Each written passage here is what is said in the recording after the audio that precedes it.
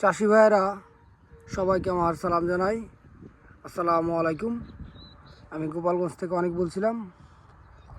তো এই যে কালকে রাত্রে কিন্তু বৃষ্টি হয়েছে।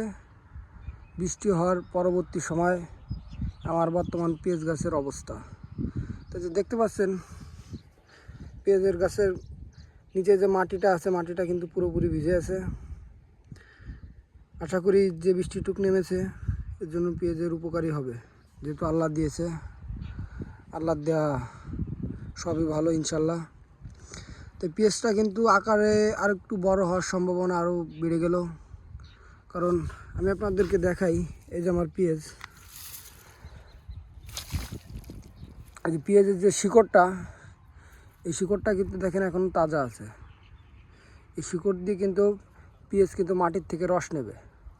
এই রস নিলে কিন্তু এই যে পেঁয়াজটা আছে বর্তমান, এই পেঁয়াজটা কিন্তু আকারে এর থেকে আরেকটু বড় হবে। আবার কিন্তু এই পেঁয়াজটা কিন্তু পরিপুষ্টও বেশি হবে। তো চাষি ভাইয়েরা, এই যে দেখছেন আমার পেঁয়াজের জাত কিন্তু মালটা হাইব্রিড, একদমই কম টাকার বীজ। 4,000 টাকা করে আমার বীজ কেজি নিয়েছিল।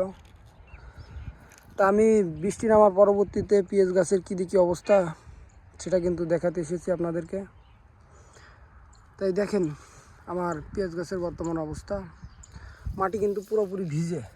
দেখেন, যদি বৃষ্টি আবারও নামে 2-1 দিনের ভিতরে, তাহলে কিন্তু ক্ষতি হতে পারে। আর যদি আগামী 10-15 দিনের ভিতরে যদি বৃষ্টি না নামে, সেই ক্ষেত্রে দেখা যাচ্ছে আমরা উপকৃত হতে পারি। তো যে সকল চাষি ভাইয়েরা আমার ভিডিওটি আজকেই প্রথম দেখছেন, চ্যানেলটিকে অবশ্যই সাবস্ক্রাইব করবেন, লাইক করে পাশে থাকতে পারেন। আর যে সকল চাষি ভাইয়েরা আছে তাদেরকে দেখার সুযোগ করে দিতে পারেন, কারণ আমি যাই কিছু করে থাকি না কেন আপনাদের কিন্তু সব কিছু দেখিয়ে থাকি।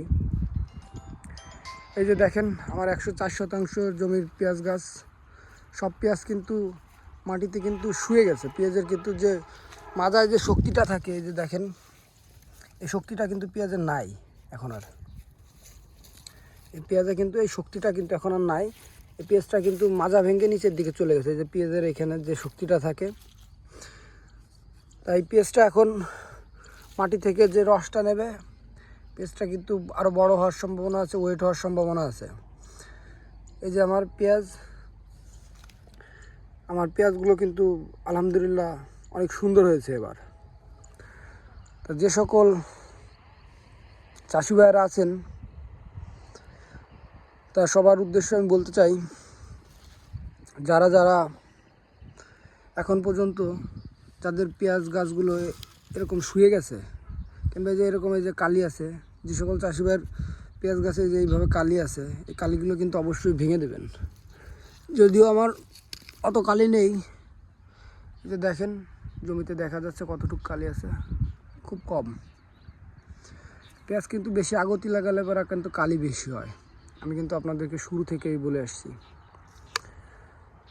তো চাষি ভাইয়েরা, আমি আপনাদেরকে আজকে ডাঙ্গায় এসেছি এই কারণে,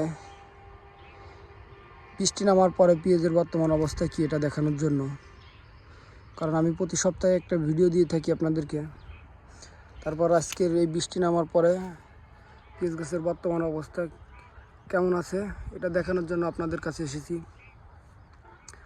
চাষি ভাইয়েরা, এই যে পেঁয়াজটা দেখতে পাচ্ছেন, এই পেঁয়াজটা কিন্তু কালারফুল পেঁয়াজ ছিল। বৃষ্টি নামার পরে কিন্তু এই পেঁয়াজের কালার কিন্তু আগের থেকে একটু খারাপ হয়ে গেছে। এই পেঁয়াজ যদি ডাঙ্গায় আরও 10-15 দিন থাকে, তাহলে কিন্তু কালার ঠিক হয়ে যাবে। আর এখন বৃষ্টি নামাতে দেখা যাচ্ছে আপনার কালারটা, পেঁয়াজের যে কালারটা আছে, এই কালারটা একটু নষ্ট হয়ে যাবে। এই কালারটা 100 কিন্তু থাকবে না। তো চাষি ভাইয়েরা, আজকের মতো আমার কথা এখানেই শেষ করছি। সবাই ভালো থাকবেন, সুস্থ থাকবেন। আল্লাহ হাফেজ।